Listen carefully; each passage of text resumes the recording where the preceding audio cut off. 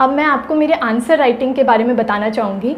Answer writing के लिए मैंने शुरुआत से आंसर राइटिंग नहीं की। जब मेरा थोड़ा basic portion main books cover हो गई स्टैटिक की, तो उसके बाद जैसे मैंने जून 2021 में प्रिपरेशन करनी स्टार्ट की थी, तो मैंने अपने पहले आंसर लिखने शुरू करिए अराउंड नवंबर 2021।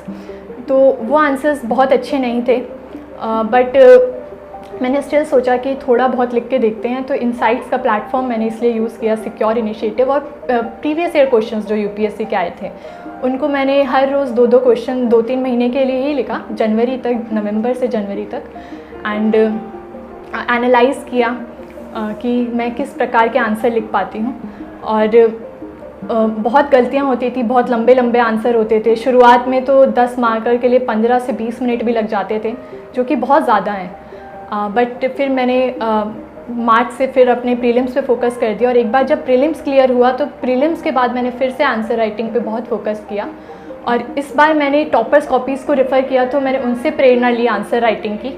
मैंने एक टेस्ट सीरीज़ भी ज्वाइन करी विजन आईएएस की, एंड उधर से भी मैंने काफ़ी आंसर राइटिंग करने की प्रैक्टिस करी, एंड मेरे आंसर धीरे धीरे रिफ़ाइन होते गए।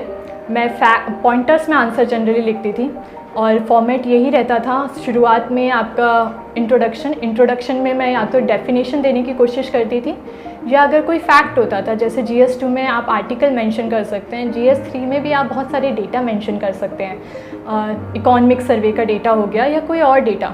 तो इंट्रोडक्शन में मैं ये कोशिश करती थी। बॉडी में मैं जनरली डिवाइड कर लेती थी आंसर की डिमांड के अकॉर्डिंग। अगर 2 पार्ट्स हैं आंसर के, तो दो पार्ट्स में डिवाइड कर लेती थी बॉडी को, एंड अकॉर्डिंगली एंड पॉइंटर्स में आंसर लिखती थी। एंड मैं कोशिश करती थी कि मैं जो पॉइंट्स लिख रही हूँ बॉडी में, उनको मैं किसी फैक्ट या फिर एग्जाम्पल से सपोर्ट कर सकूँ।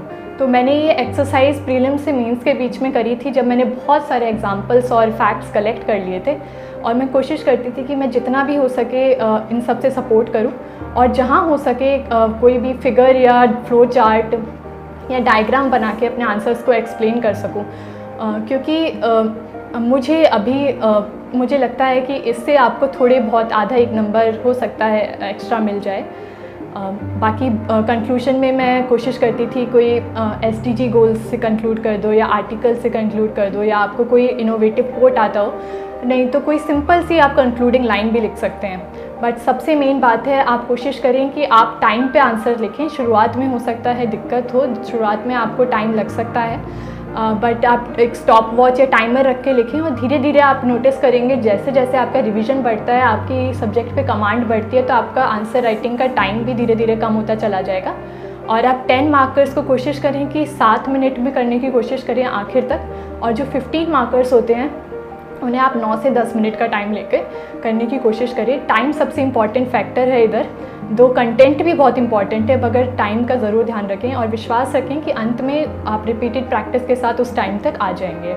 मैं पर्सनली आंसर राइटिंग पॉइंटर्स में करती थी, मगर अगर आपको कंफर्टेबल है पैराग्राफ में तो आप उसे भी कर सकते हैं, मगर मुझे लगता है पॉइंटर्स में करने में क्या होता है कि आप ज़्यादा से ज़्यादा पॉइंट्स को इंक्लूड कर सकते हैं, और जनरली हमें एडवाइस किया जाता है कि हम जितना ज़्यादा पर्सपेक्टिव दे सकें, जितने ज़्यादा हम एक ही डिफरेंट एंगल्स से आंसर को पेश कर सकें, जैसे पॉलिटिकल पर्सपेक्टिव या economic, social, women related perspective, technological etcetera, तो आप जितने ज़्यादा पर्सपेक्टिव्स को ऐड कर पाएँ। और मुझे लगता था कि जब मैं पॉइंटर्स में लिखती थी तो ज़्यादा आसानी से ऐड कर पाती थी, तो इसलिए मैं पॉइंटर्स में करना ज़्यादा प्रेफर करती थी। मगर अगर आपको पैराग्राफ में ज़्यादा कंफर्टेबल हैं तो आप ज़रूर ट्राई करें उसे करना, और अगर आपके लिए वो चीज़ वर्क करती है तो आप श्योर उसके साथ आगे बढ़ें।